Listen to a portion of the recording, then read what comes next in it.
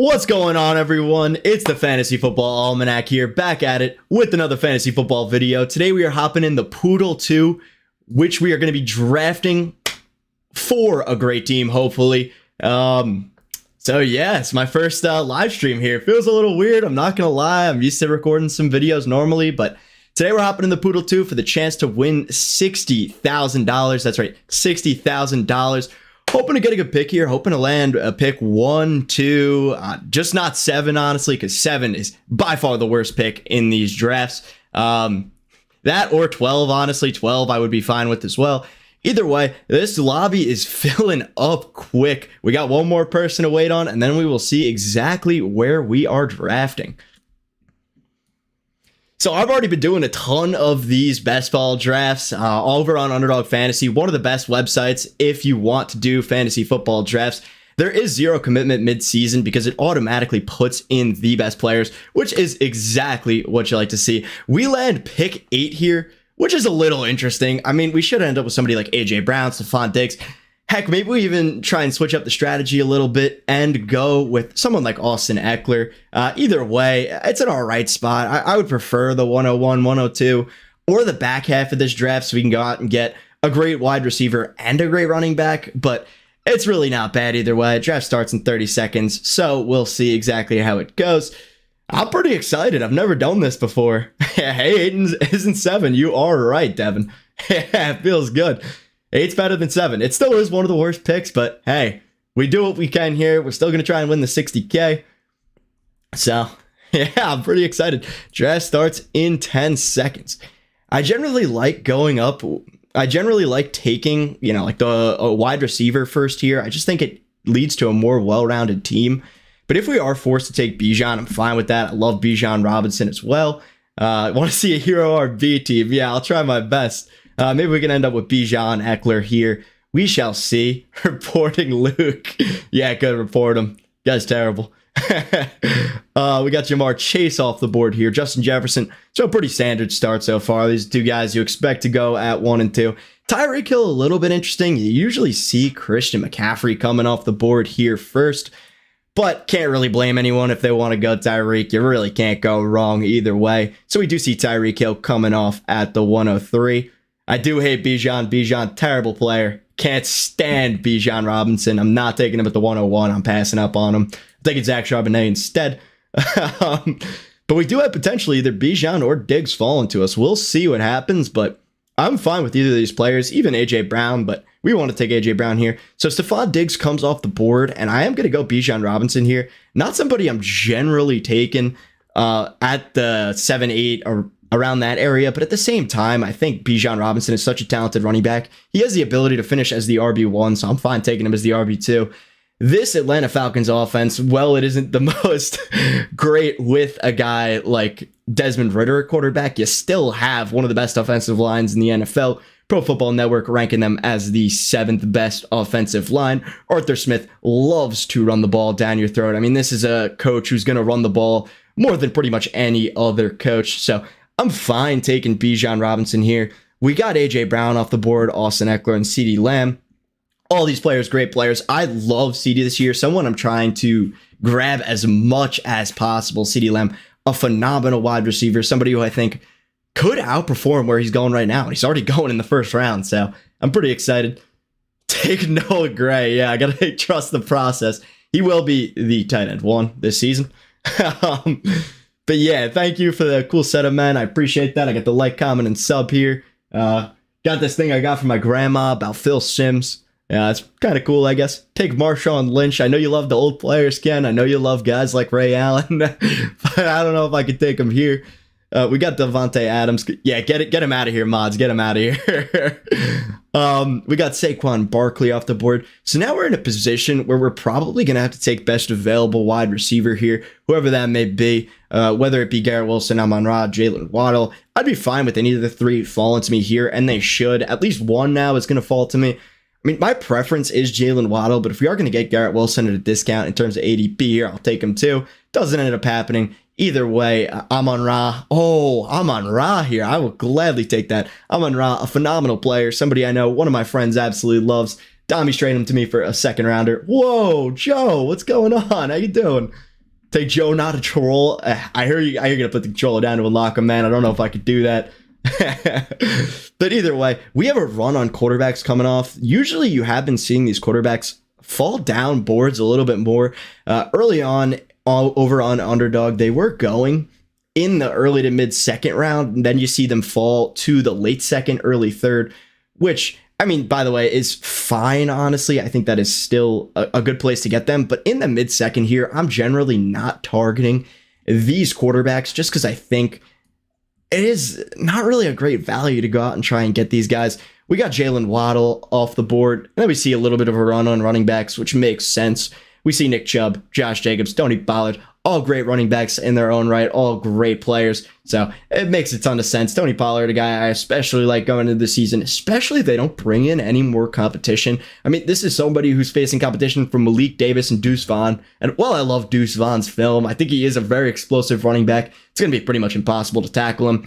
I don't think he's going to be any more than just a change of pace back. So we'll see, but I think Tony Pollard's in line for a huge workload, which is what you're going for in these best ball drafts. And I know it seems weird taking a guy like Tony Pollard over Derrick Henry because Derrick Henry's an absolute beast. But Pollard stepping into a great workload this season. Derrick Henry, arguably in the worst situation of his entire career. I mean, this is somebody with the last ranked offensive line, according to Pro Football Network. I am a little bit concerned. I still love taking Derrick Henry. I will gladly take him at the 2-3 turn, but you can make a good case for why you would take these other guys over him. All right, so here we're kind of in a position where these wide receivers have kind of flown off the board a little bit. DK Metcalf, to me, is kind of a tier break here. Still a great player, nonetheless. Still somebody that I really, really like. But I don't know if I could take him here. He goes off the board anyways. This is a tough debate, honestly, here. Whether we go Breece Hall, Lamar Jackson. We already do have Bijan Robinson. I know, seriously, Burrow at the 302. These quarterbacks have been flying off the board recently. I would rather have Lamar Jackson than Burrow straight up. I'll go with the Jets fans in this lobby. I'll take Breece Hall. Maybe we'll compare him up with Aaron Rodgers later. I will gladly take Breece Hall here. The only problem with me going Breece Hall here is the fact that in the long term, I probably will be getting either Travis Etienne or Jahmyr Gibbs on the way back. And I don't really want to go 3 running backs this early, considering I already have Bijan and Breece, two phenomenal running backs in their own right. So I'm highly considering going wide receiver here. If Amari Cooper can make it back to me, sure, I'm fine with that. Oh my God, that would be awesome. Mark Andrews comes off at 34. This guy's probably looking to pair him up with Lamar. We'll see if Lamar Jackson falls that far. Don't think he will, but it's possible. Let's go. I know Luke Oliveira out here, a big Jets fan, so he's happy with that pick. I agree. I lean Lamar Jackson over Burrow. Yeah, injuries are a huge concern with Lamar Jackson. I mean, I think last year it was a little different because he was setting out to go and get the bag as much as humanly possible.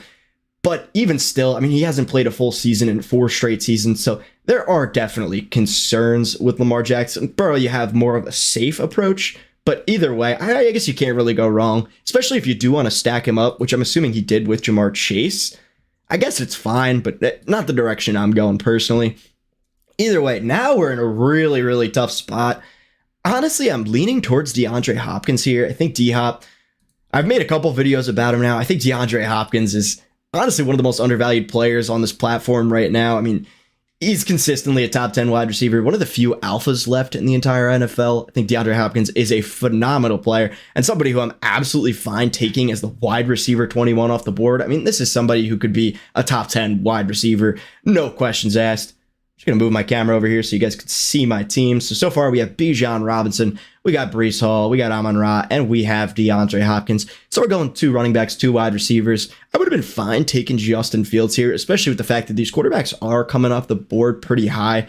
But I'm fine with some of the values you can get later on in these drafts. I think there are a lot of great quarterbacks this year. I'm especially fine taking Justin Herbert where his ADP is. I mean, I pretty much consider Joe Burrow and Justin Herbert very similar quarterbacks in terms of the tier that they're in. And I don't see really how Justin Herbert has such a differential in terms of ADP. I mean, Justin Herbert's somebody who's now stepping into a much better offense.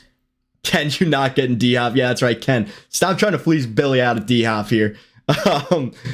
But Justin Herbert, somebody who is a great quarterback in his own right, now gets a first-round wide receiver in Quentin Johnston, somebody who could easily be a great wide receiver, somebody who could be an alpha wide receiver in the long term.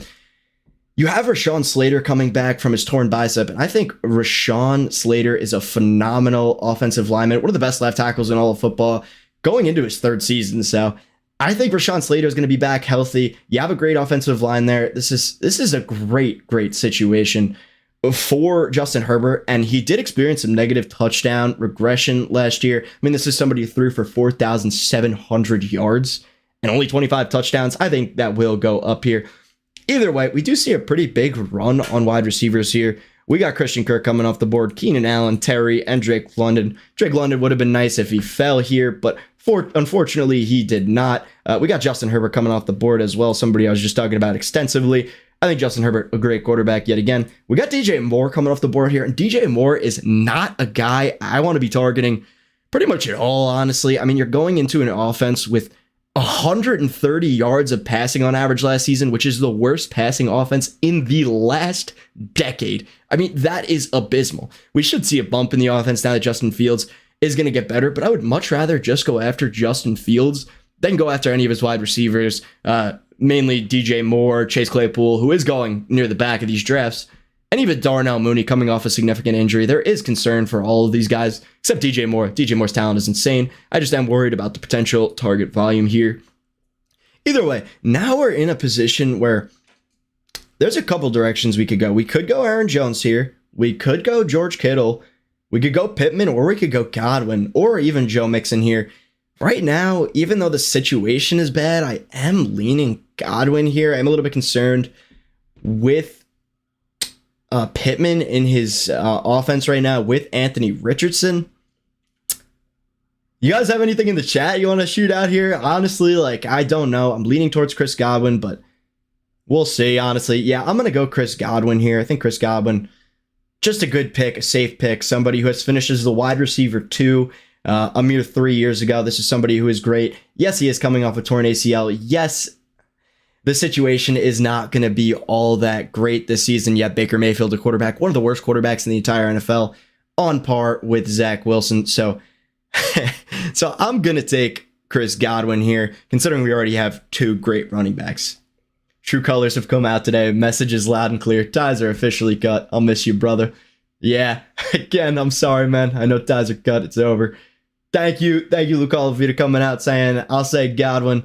This gives me a little bit of reassurance. It's a good pick, honestly. You can't go wrong. A very stable wide receiver. I go for boom picks over safe picks here. Yeah, I agree with that. I think generally speaking, it's better to go out for these boom players.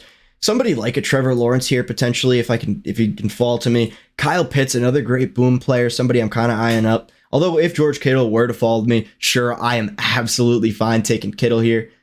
Do you ever go after one of those top tier QBs in these drafts, or you prefer to wait? Sometimes I do. That's a good question. Sometimes I do. It really depends. I think going after the third round quarterbacks, if they do end up falling to the third round, guys like Jalen Hurts, guys like Josh Allen, I think they're worth it at a value if you can get them in the third round. But in the second round, there are just too many studs. I mean, you got guys like Jalen Waddle, Saquon Barkley, Nick Chubb, who I would simply rather have than a quarterback at this current point, at least in a 1 quarterback format. I think at 2 quarterbacks, obviously you can make the case that they should go, 1, 2, 3, 4. But in a 1 quarterback format, I gotta go with waiting quarterback here, especially when you get a guy like Trevor Lawrence falling you all the way at 65. I mean, it's entirely possible. I could just go Trevor Lawrence here. Kyle Pitts, another great pick as well. The only problem with Trevor Lawrence here is the fact that I don't necessarily have a stack. What's good, Caleb? How you doing, man? Excited to see you. We got to get a stream in sometime soon, man. So I'm going to go with Trevor Lawrence here.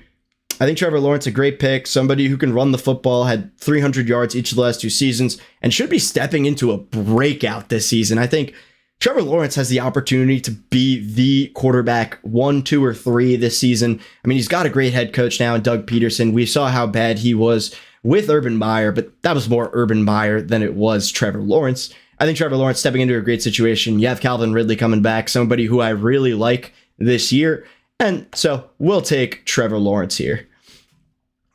Either way, looking back at the draft board, we had a pretty interesting run on players here. We had Aaron Jones, we had Joe Mixon, we had Dameon Pierce. I would have been fine going with any of the 3 of them. But at the same time, I do kind of prefer taking the wide receivers in this range just generally, because you do have guys like Jordan Addison, somebody who could be a great rookie right away. Kadarius Toney, not so much. Although he is great on a per route basis, he has never been able to stay on the field, and that there is some concern for me there. But the only other player I was really considering here was Kyle Pitts, and I think Kyle Pitts, a phenomenal player, somebody who could really break out this season, somebody who had the rookie season record only behind Mike Ditka as one of two tight ends to have over 1,000 yards. Thoughts on Treylon Burks? I actually think Treylon Burks is a really interesting breakout for this next season. Maybe this year it's not so great for him because you do still have Ryan Tannehill. You do still have Will Levis potentially manning this offense. So the quarterback situation, yeah, it's a bit dicey here. But at the same time, Treylon Burks showed he had the talent on limited routes that he was easily the wide receiver one in this offense. Not only that, there really is no competition here. I mean, the biggest competition for targets is Kyle Phillips, maybe even Derrick Henry is the biggest target competition here. And Derrick Henry's not catching the ball. I believe he had 33 targets last season. So Treylon Burks should be great. Oh, I forgot about Chig Okonkwo too. Chig Okonkwo, really the only other competition for Treylon Burks. So I like Treylon Burks' situation and his talent. When I watched him, I went back and I was like, oh my God, he's actually pretty good, honestly, all things considered. He's supposed to fill the A.J. Brown role. Don't know if it'll go that far because A.J. Brown, obviously an elite wide receiver now.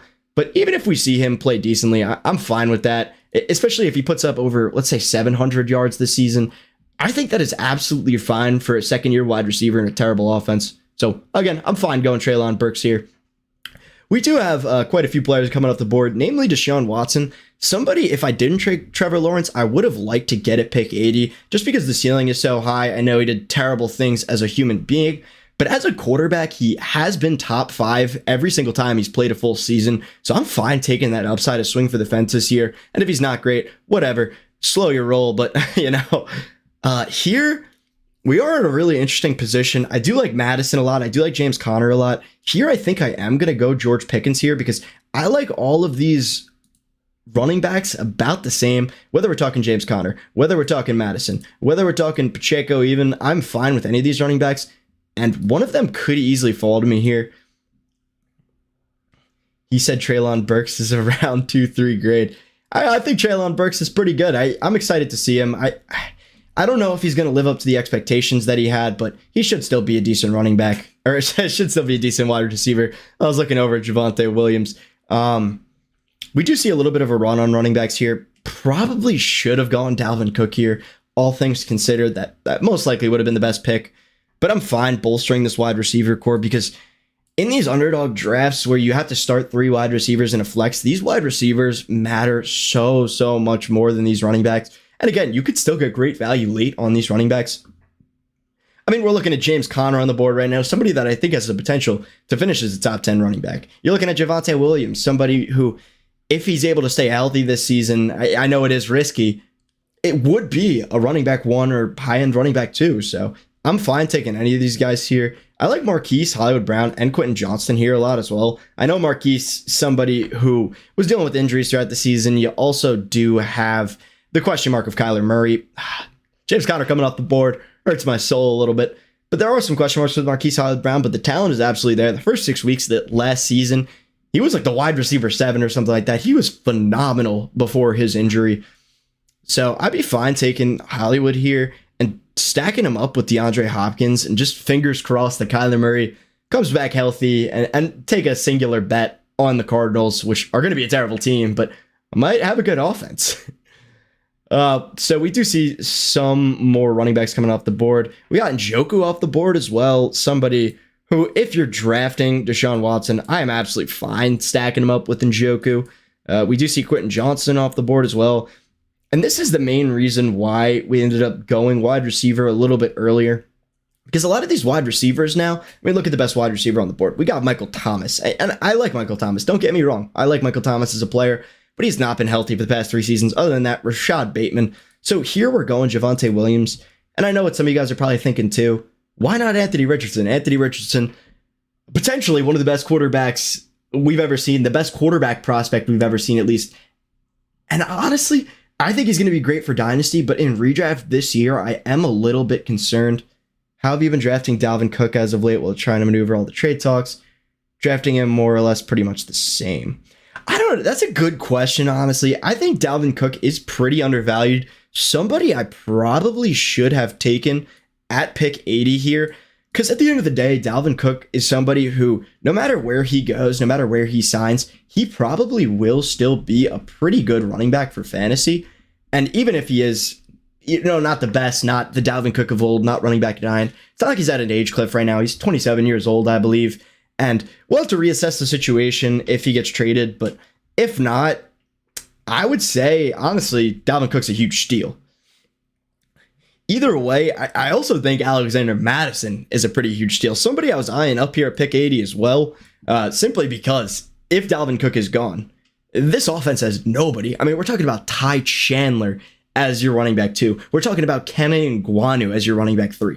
It will be Alexander Mattison season if Dalvin Cook is to depart. And that's why Alexander Mattison is honestly one of my most drafted running backs so far this offseason. He's my running back 3.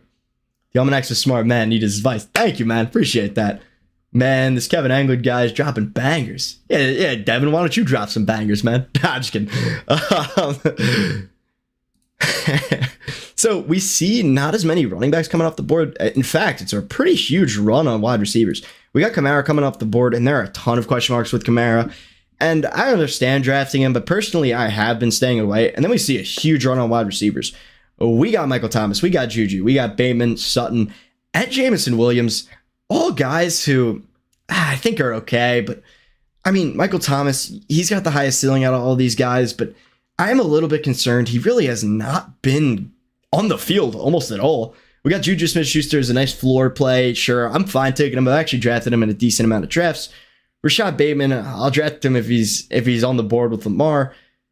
And then we got some of these quarterbacks coming off the board. We got Anthony Richardson. So this guy is drafting Anthony Richardson as his first QB, which in my opinion is a little bit surprising. I'm not going to lie. It's a risky pick there. Could pan out, could be swinging for the fences with that boom play. But at the same time, a lot of these rookie quarterbacks, especially rookie quarterbacks who rush the football and are not refined, don't really generally do that well year one. I mean, look at Justin Fields. Look how great he is now. Everyone is clamoring over him. And yet he finished his rookie season with 10.4 points per game. All right, so now we're on the clock here.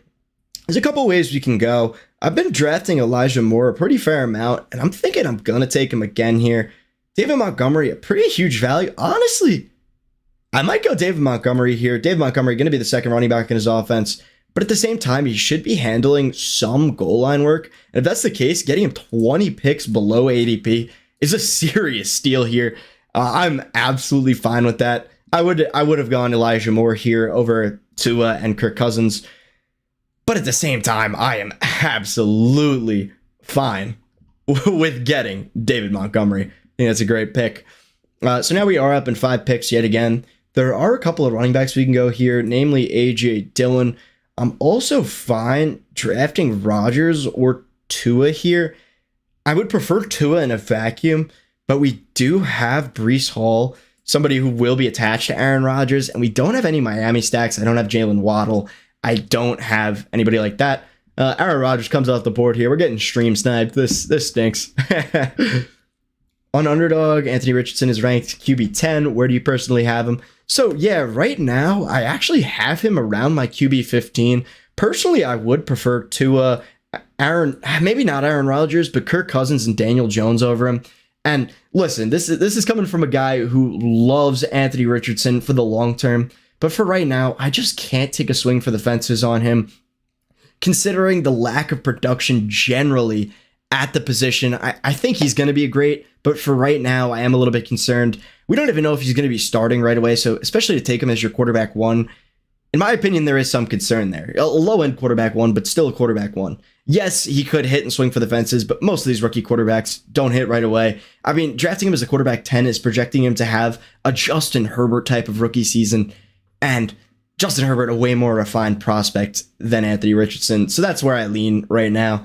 Either way, we are on the clock again, and this is a really, really tough spot. I would like A-Chain because I think he is pretty good for this format. Tyler Boyd is fine. Jacoby Myers is even fine. Here we are going to go A-Chain and just finish off our running back room We now have drafted 5 running backs, which means we do not have to draft another running back here. Lean on some of those higher floor QBs over him in 1 QB leagues. 100% here. I mean, especially when you're taking guys like, where is he? Jared Goff, 30 picks later. I would almost rather have Jared Goff in a vacuum. I think there is where I'd personally lean to try and take the Jared Goff swing. But at the same time, I just think the hype is too out of control here. We do have Jacoby Myers coming off the board. A little bit of a mix here coming off the board in the last 8 picks. We had a little bit of a running back run. We got James Cook, Charbonnet, Robinson, and Samaje Perine. A word on James Cook. Honestly, sorry, Chris Bragley, if you're watching the stream, I am not a fan of James Cook this year. I am scared. I mean, there was only 3 games the entirety of last season where he got over 10 carries. So he's probably not going to be a bell cow in this offense. And people are expecting James Cook to come in and be the running back 1 in this offense. And personally, I just disagree. I think Damian Harris has a good chance to handle a bulk of the workload in terms of carrying the football and also the goal line work. Not saying Damian Harris is the greatest pick of all time, but I prefer Damian Harris over James Cook in a vacuum personally. Somebody I've drafted in a fair amount of leagues here. I know one of my friends was asking me about Damian Harris or James Conner, not going to say who. I personally lean James Conner here, especially in a vacuum, but Damian Harris, a good player nonetheless. Either way, we have Dalton Kincaid here off the board, and Dalton Kincaid is another one of those players that is the ultimate swing for the fences here. Me personally, James Cook will be RB1. We'll see about that. It's possible, honestly. I'd like to see it because he's a much better pass catcher, and I think it is entirely possible he could be the RB1. We'll have to see, honestly, when the Bills start running this offense during the regular season. But even still, I think this Bills offense, especially the rushing offense, is kind of scary to buy into. They've never finished since 2018 with a top 23 running back. So you're really not getting an RB2 out of this offense. Billy's like 1 sec driving, but it's time to comment. Hey, he's putting in the work. I appreciate it, Billy. What a ludicrous take. Oh, that's funny. We have Chigo Okonkwo off the board, somebody I'm absolutely fine with taking as well. Somebody I really like the talent of, and on a yards per route run basis, he was phenomenal. He finished with over 3 yards per route run, which is very indicative of tight end success and just success in general for the long term. So I am again fine taking him here. We have Donovan Peoples-Jones off the board. A little rich for my liking. I think Donovan Peoples-Jones is an ADP around 150. I'll check that right now. But I think that is a little bit of a reach, I'm not going to lie. Your favorite, what is it? Your favorite DGen? Yeah, 154 ADP, taking him at 124. Could have waited a round or 2. Maybe it's a fine pick in a vacuum, but here, I just don't really like it. He's got Deshaun Watson, so sure. But reaching on all those stacks, people are going to have stacks better, especially in a large field tournament like this, where you have 60,000 entries or whatever it is. There's going to be a lot more people who get that stack. So here we're in a pretty interesting situation as well. We take Jared Goff here and just complete our QB room, have 2 nice QBs, 2 QBs I'm pretty comfortable with. I think that's what I'm going to do, honestly. Jared Goff, somebody who threw 29 touchdowns last season. Josh Allen, 17 for sure. Yeah, I mean, that's true. Yeah, Josh Allen, easily the number 1 running back in this offense. Has the most goal line touchdowns in the last 4 years for the Bills. I mean, so then how is James Cook a valuable fantasy asset? You're right. I don't think he is personally. I just can't see it, to be honest with you, especially with the fact that you have Josh Allen vulturing goal line touches. You have Damian Harris potentially vulturing goal line touches. I'm not going to lie. I'm scared. Yeah, thank you, man. I appreciate the Goff pick. I was a little concerned here, but I think he's kind of a tier break after this in terms of quarterback here. I mean, Russell Wilson, somebody you can justify is going to have a great season next season. We'll see. Oh, I didn't even think about the stack with St. Brown. Yeah, holy crap. Thank you. I appreciate that. And I got the stack with Montgomery, too. Wow. Yeah, it's pretty cool. I'm glad about that, especially Amon-Ra St. Brown, such a talented wide receiver. Wish I could have gotten Jameson Williams then too. He went a while back though. I think he went 97. Still would have been that's a crazy good stack, honestly, especially getting all of them at a discount. And I'm really fine with that, considering I love the Lions anyway. I think the Lions could be a great fantasy team. and a great regular team this season. So now we kind of have a little bit more of those pretty poor wide receivers. Not a huge Sky Moore guy. Jonathan Mingo, somebody who got good draft capital. So sure, if you want to take him, fine. I'm happy with that. But me personally, I don't think he had enough production at the collegiate level. I think he only eclipsed 1,000 yards one season. Correct me if I'm wrong. But Jonathan Mingo did not have much production at the collegiate level, which does concern me, especially at the wide receiver position. At the running back, I'm more fine with that, especially with a guy like Roshan Johnson, somebody who's playing behind Bijan, so it makes a lot more sense. But in my opinion, wide receivers, targets are an earned metric. And if you aren't getting targets in college, when you're playing at Ole Miss, a school that right now does not have any other great wide receivers, or not any other NFL caliber wide receivers, I'm a little bit concerned. So here we're on the clock again. We probably should be eyeing up this wide receiver position. I mean, realistically, thank you, Flug Boy. I appreciate that. We should be eyeing up this tight end position realistically, but at the same time, there really are no great tight ends on the board right now. No tight ends I'm really willing to swing for the fences on, especially reaching. I mean, the best tight end right now is Greg Dulcich.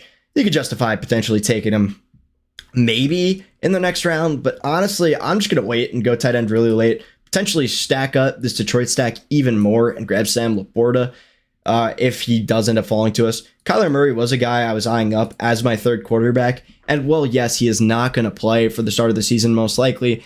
I'm fine taking him and hoping he has some boom weeks long term. I mean, right now, his offense is actually pretty decent. Their O-line, not great, but they do go out and draft Paris Johnson with the 6th overall pick, bolstering their O-line quite a bit. You still have DeAndre Hopkins, at least for now. It would have been a good stack with him. And then Marquise Hollywood-Brown, in my opinion, is pretty underrated wide receiver. So Kyler Murray, a good pick there, in my opinion. Somebody who I think is being pretty devalued in these drafts. We'll scroll back down here, move my camera. And we got Romeo Doubs coming off the board. Somebody, to be frank, I'm not interested in at all. You have Christian Watson being the alpha wide receiver one in this offense. They go out and draft Jaden Reed in the second round. I believe it was 50th overall, which is a little bit concerning as well. They also drafted tight end at 42, Luke Musgrave, who can catch the ball. So there are concerns all over the field that Romeo Doubs is going to be phased out of this offense. And not only that, you lose two-time MVP in the last 3 years, Aaron Rodgers. While I like the Jordan Love story, we have yet to see whether or not he's going to be a good quarterback. So in my opinion, I'm staying away from Romeo Doubs, especially at his ADP of 140. I would rather, no bias here, no bias whatsoever, take Jalen Hyde at 142. I think he is a great pick. Like Michael Gallup at 144. Even Marquez Valdes-Scantling, and while I know he probably won't have as many yards as Romeo Doubs, I think Marquez Valdes-Scantling is good, especially in a format like this, because he can give you boom weeks with his field stretching potential. I think a lot of these field stretchers are a little bit more valuable in a format like this because you're just looking for boom production over on Underdog Fantasy rather than consistency for the most part. So guys like MVS, Jalen Hyatt, I think are good wide receivers. You also have Michael Gallup here, a guy who is now 2 years removed from an ACL injury. I'm fine taking a swing on Michael Gallup here. I think Michael Gallup, a fine player to go out and get. There is some confusion with the wide receiving core here. I mean, you got Brandon Cooks. You obviously have CeeDee Lamb, the wide receiver one alpha in this offense. And they do bring in Brian Schottenheimer as well, somebody who is a run-first OC. So there are concerns with Michael Gallup for sure, but this is somebody who's had an 1,000-yard season at the NFL level. I'm fine taking a swing for the fences on him here. We also have Jalen Warren and Tank Bigsby coming up the board. Tank Bigsby, somebody I'm fine with taking here. I see the justification. I mean, first of all, they go out and spend a third-round pick on him. I believe it was 79 or something like that, which is pretty good draft capital for a running back. So I could see the justification, but I do think Travis Etienne, the primary back in this offense, you could make a couple of cases, though, that Tank Bigsby will see a decent role, especially considering Urban Meyer was the one that drafted Travis Etienne. Now Tank Bigsby comes in, drafted by the new regime and Doug Peterson. So, yeah, there is a case, but I still obviously am taking Travis Etienne over Tank Bigsby every time. We got Jalen Warren off the board, somebody I also like drafting, direct backup to Najee Harris. Najee Harris, yeah, he's played every game over the last 2 seasons, but when you're getting 300 touches, injury is entirely possible. I'm fine taking in one of the best handcuffs here. We see a little bit of a run on tight ends and quarterbacks here, which is not what we like to see at all. We needed some tight ends to fall to us. Unfortunately, Greg Dulcich still on the board here. Somebody we're going to go out and get. I'm fine with Greg Dulcich. Not the greatest of tight end ones. I mean, he only had 400 yards last season. But at the same time, once you get to this point, I think all these tight ends are pretty similar. And we probably will be taking Sam Laporta next round to finish the Detroit stack.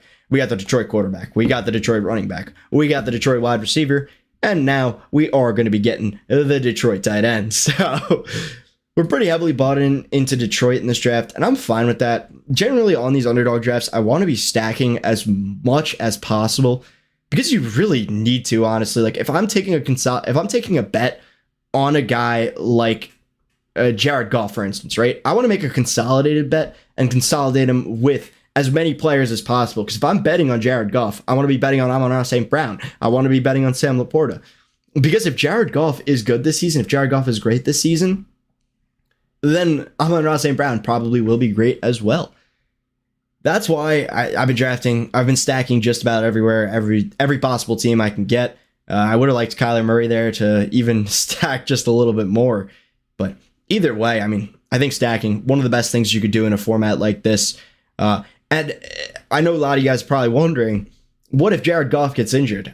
My philosophy on that is I am fine getting last in as many of these drafts as possible. I'm fine getting last if I can get 20% of these drafts to be first. I'm fine swinging for the fences and being last a lot of the time. To be first sometimes. Either way, we do have Van Jefferson off the board. Jaden Reed, another Green Bay wide receiver here. DJ Chark. DJ Chark, somebody I actually think is kind of sneaky.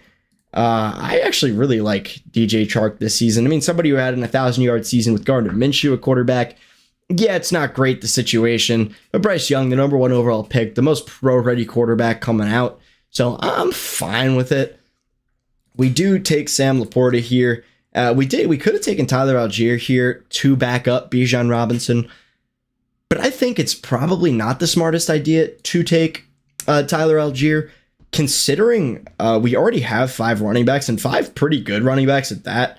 If you just want to take a walk through the team real quick, we got Trevor Lawrence, we got Jared Goff, we got Bijan and Brees, which I'm absolutely fine with the running back. Then we waited a while to pick another one. We got Javonte Williams, then we got David Montgomery and A-Chain. So we have 5 pretty solid running backs, definitely above average at that position. At wide receiver, we are probably somewhat below average relative to the field, but I'm fine with that. Tight end, we are obviously below average, but at quarterback, I would say we're about average to potentially even above average with the stack we have. I really like this team, honestly. Let me know what you guys think about this team. If there's anybody else you would have taken at any other positions, because I know in these drafts, I mean, it's entirely possible, you like somebody else, all that stuff. I mean, off topic, but do you think Cooper Kupp will still be as dominant as he usually is? Honestly, as far as I can tell, yes. He hasn't hit an age cliff yet. He's not 30, or he maybe just turned 30 years old. So he's not in an age cliff just yet. He's the same age as Devontae Adams. He had pretty much the exact same season he had 2 seasons ago when he had the historic wide receiver season.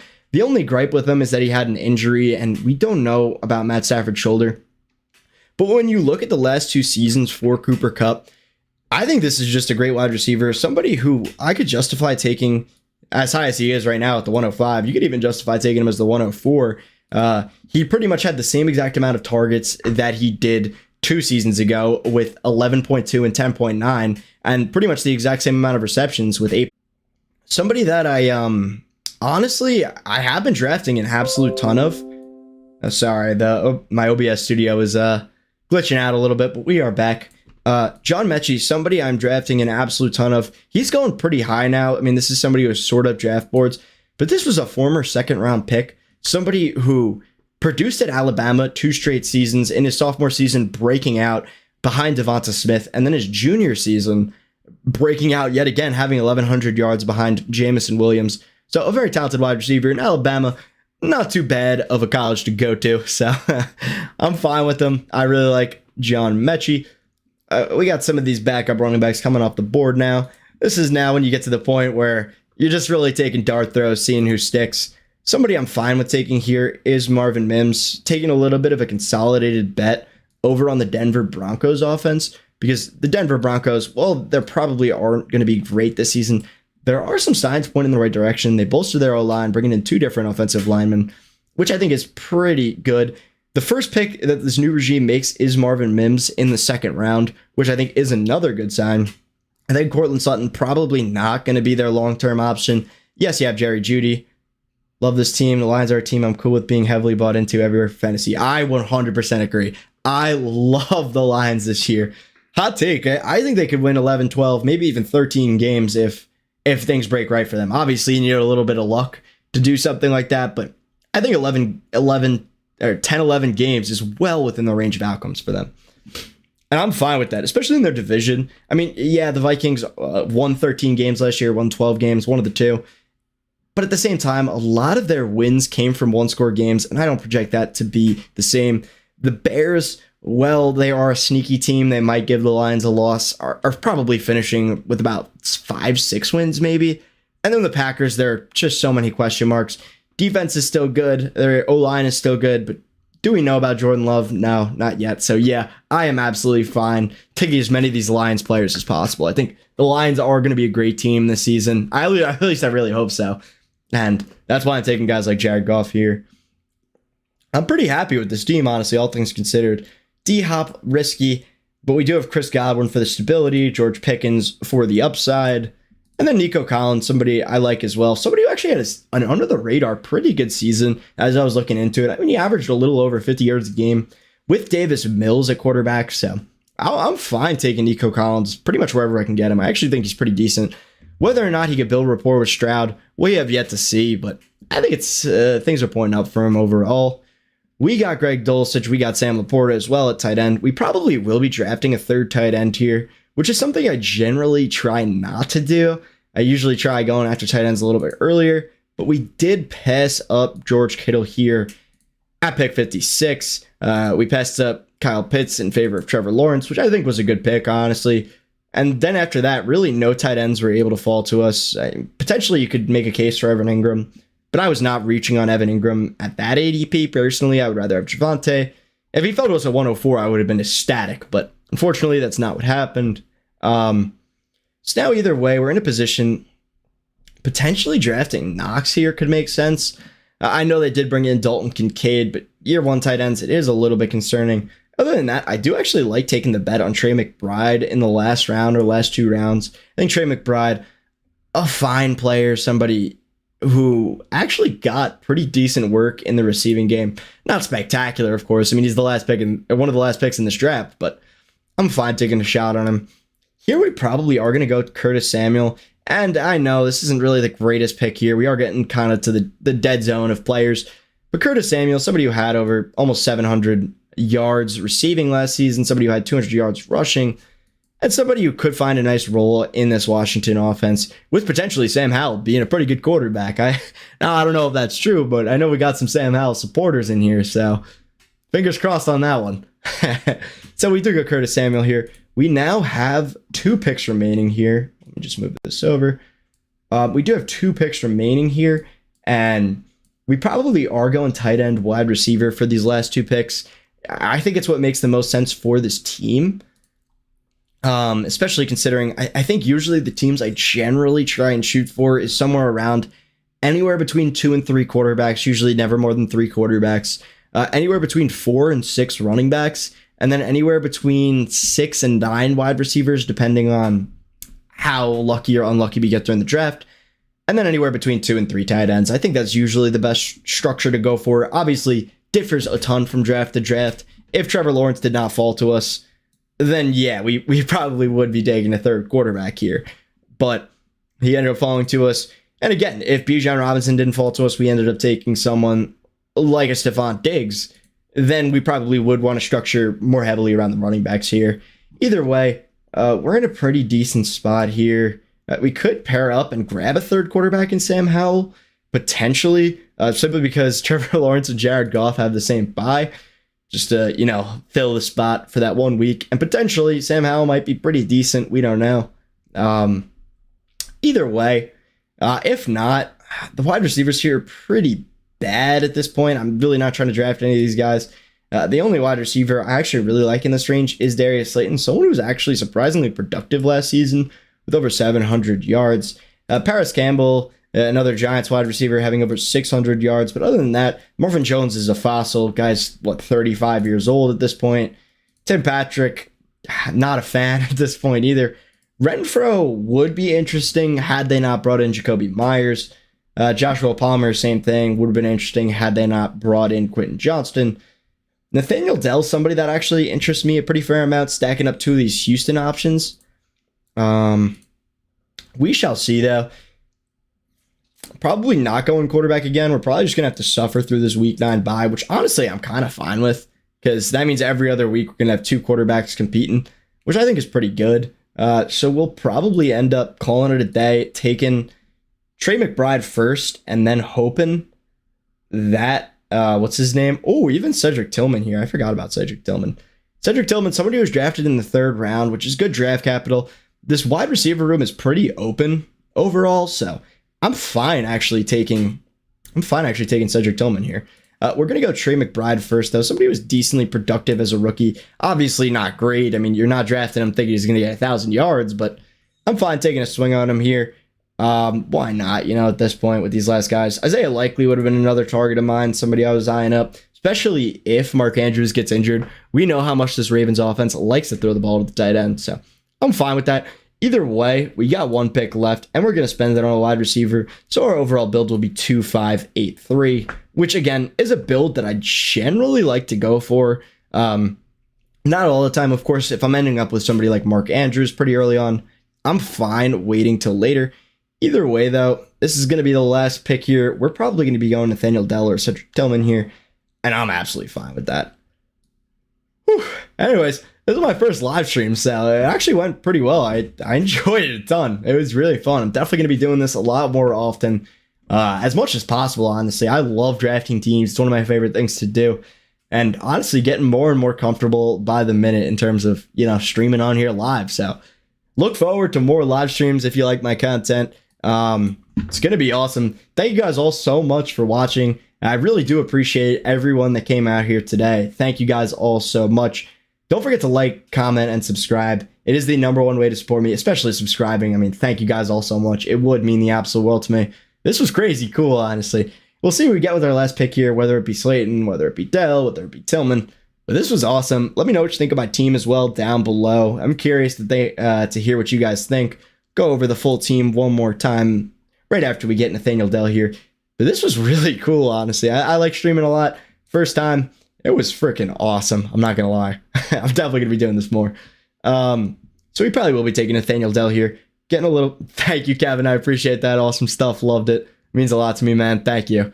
So yeah, we probably are going Nathaniel Dell here. Stack up a little bit of this Houston Texans offense and just fingers crossed this Texans offense is a little bit better than people are saying. Which, I mean, it's going to be a pretty bad offense, but... Nathaniel Dell, somebody I do really like as a player, somebody who CJ Stroud specifically requested the Texans go out and draft. He's very tiny, very, very tiny, but supremely productive at the collegiate level. Anyways, that's going to be it from me. I hope you guys did enjoy the video. Thank you guys so much for coming out. It really does mean the world to me. Thank you, thank you, thank you. I do appreciate it a ton. Thank you. Thank you for your insight. I'll be sure to keep all of it in mind when the season starts. Thank you, Billy. I appreciate that. Thank you guys all so much. Nate Dell can be sneaky. I 100% agree. I think Nathaniel Dell could be good at the NFL level. We'll have to see with the size, but I really like those agile wide receivers. Either way, guys, thank you so much. Appreciate it. Hope you have a good day, a good night, and a good life.